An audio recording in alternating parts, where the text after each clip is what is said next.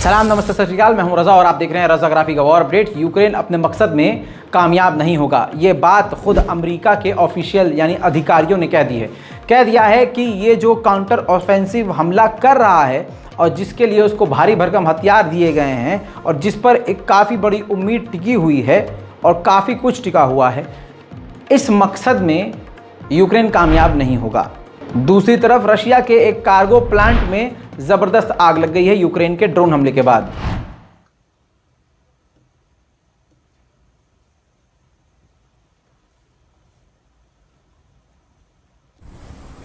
Вот это пиздец. Вот это пожар. Горят бочки с маслом. Дым. Дымовая завеса.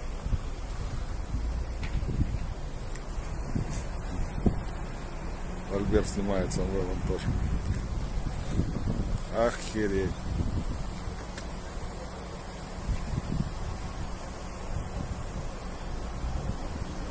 Это пиздец.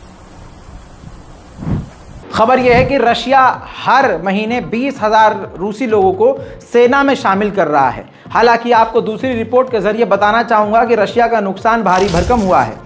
एक रिपोर्ट के मुताबिक रूस के 1,20,000 से ज़्यादा सैनिक मारे गए हैं और वहीं यूक्रेन के 70,000 सैनिक मारे गए हैं। लगातार ये आंकड़ा बढ़ रहा है, लेकिन रशिया का नुकसान सैनिकों का ज़्यादा हुआ है। उधर यूक्रेन के द्वारा रूस की राजधानी मॉस्को पर हमला किया गया। हमला करते ही मॉस्को में सायरन बजने लगा। इमरजेंसी सायरन, अलर्ट सायरन सुनते ही 2,000 से ज़्यादा लोग मॉस्को की सड़कों पर आ गए।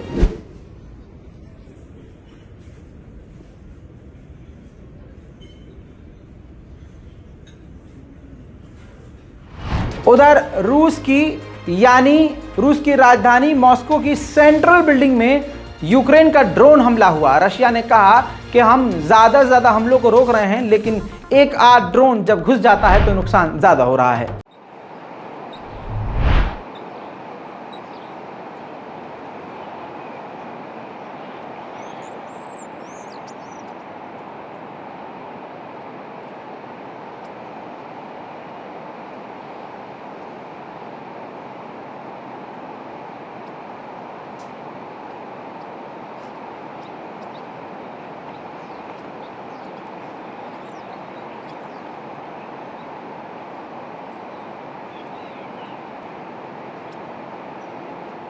इसी तरह से मॉस्को सिटी में भी मैं आपको दिखाना चाहूँगा, सीसीटीवी फुटेज में रिकॉर्ड हुआ है कि एक यूक्रेन का ड्रोन उड़ता हुआ नज़र आया है। रशिया में इस वक्त चारों तरफ खतरा ही खतरा है। सीसीटीवी फुटेज देखिए।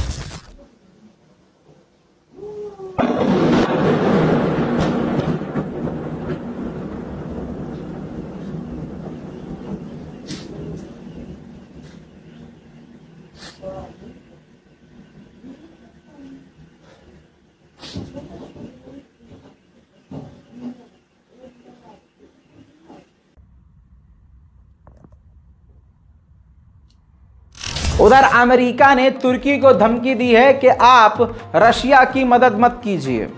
जो उस पर पाबंदी लगाई गई है उसको पार कराने में, उसको हल करवाने में तीसरा रास्ता अपनाकर दिमाग मत चलाइए, वरना आपके ऊपर भी पाबंदियां लग सकती हैं। उधर जापान के सागर के इलाके में चाइना और रशिया के युद्धपोत पेट्रोलिंग करते हुए नजर आए हैं।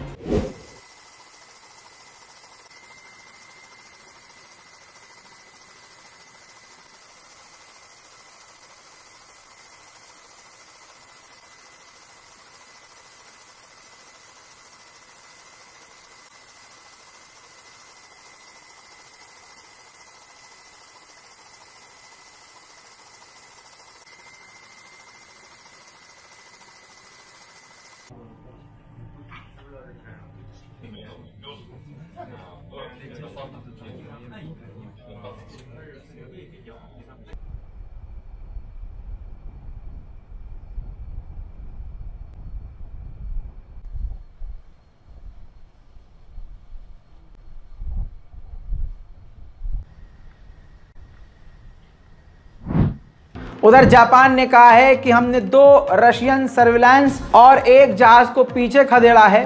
जो हमारे इलाके में घुस आए थे। ऑस्ट्रेलिया ने अपना सबसे खतरनाक आर्म व्हीकल हथियारों से लैस एक ऐसा ट्रक मैदान जंग में कयामत बरपा सकता है, ऐसा बुश मास्टर नाम का आर्म व्हीकल यूक्रेन को दिया था ऑस्ट्रेलिया ने। रूस ने मैदान जंग में इस बुश मास्टर ट्रक को ऐसा कर दिया जैसे खटारा, और फिर उसको ये देखिए तस्वीर दिखाई है, शोकेस किया है, दुनिया को दिखाया है। सारी दुनिया में अब ऑस्ट्रेलिया की खिल्लियाँ उड़ रही हैं और उसके हथियार में कितनी ताकत है वो साफ नज़र आ रहा है। दोस्तों, उधर बेलारूस के राष्ट्रपति लुकाशेंको ने डराने वाली बात यूरोप को कह दिया है कि हमारे देश में जो परमाणु बम हैं वो व्लादिमीर पुतिन के हैं, लेकिन अगर हमें खतरा होगा तो हम ज़रा सा भी संकोच नहीं करेंगे उसका इस्तेमाल करके अपने दुश्मनों का सर फोड़ने में। रूस की आम जनता को काफ़ी ज़्यादा मुसीबत का सामना करना पड़ सकता है। रशिया की हेल्थ मिनिस्ट्री ने रेड अलर्ट जारी करके कह दिया है लगभग 200 दवाएं ऐसी हैं जो कुछ ही दिन में ख़त्म होने वाली हैं, रशिया में अब मिलेंगी नहीं, क्योंकि ये 200 वो दवाएं हैं जो वेस्ट कंट्रीज से रशिया इंपोर्ट करता था। रूस इस वक्त बिल्कुल भी सुरक्षित नहीं है। एक तस्वीर ताज़ा में दिखाऊंगा जिसमें आप देखेंगे एक नहीं, दो नहीं, तीन नहीं, कई सारे यूक्रेन के ड्रोन रूस की तरफ जाते हुए नजर आए हैं।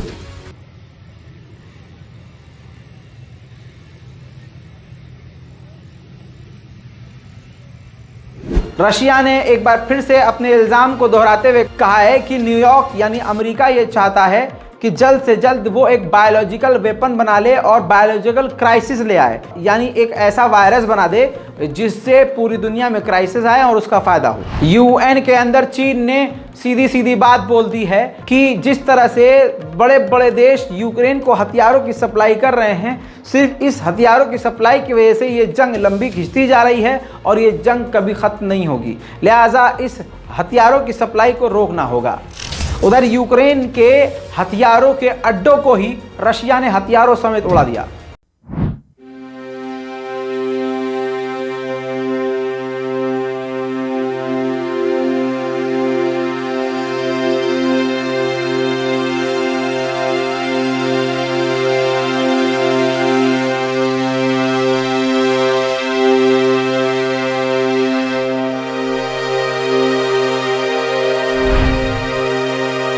यूक्रेन के सैनिकों ने दिखाया है कि उनको वैम्पायर अटैक घातक ड्रोन मिल चुका है जो अपने साथ 50 किलो का बम लेके जा सकता है। देखिए।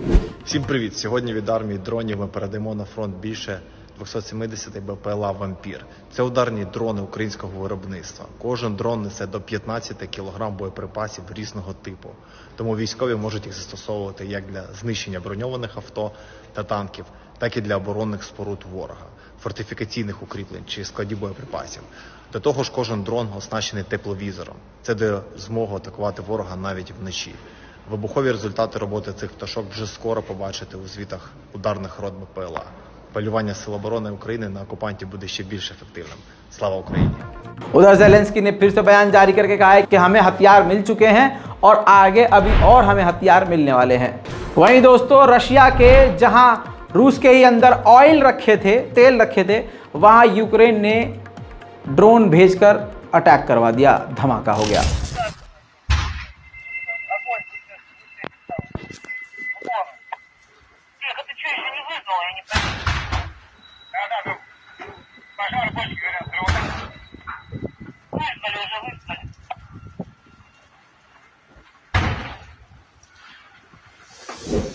कनाडा ने रूस के 3 कोर्ट पर यानी न्यायालयों पर पाबंदी लगा दी है। इसका मतलब समझ में नहीं आ रहा है, लेकिन फिर भी जो कनाडा ने कदम उठाया है वो आपको बता रहा हूँ। उधर आपको बता दूँ कि व्लादिमीर पुतिन ने एक चीफ जस्टिस को, जो रूस के चीफ जस्टिस हैं, उनको अवार्ड दिया है। Сделали очень много именно для укрепления государства российского. Я хочу вас за это поблагодарить и с удовольствием вручаю.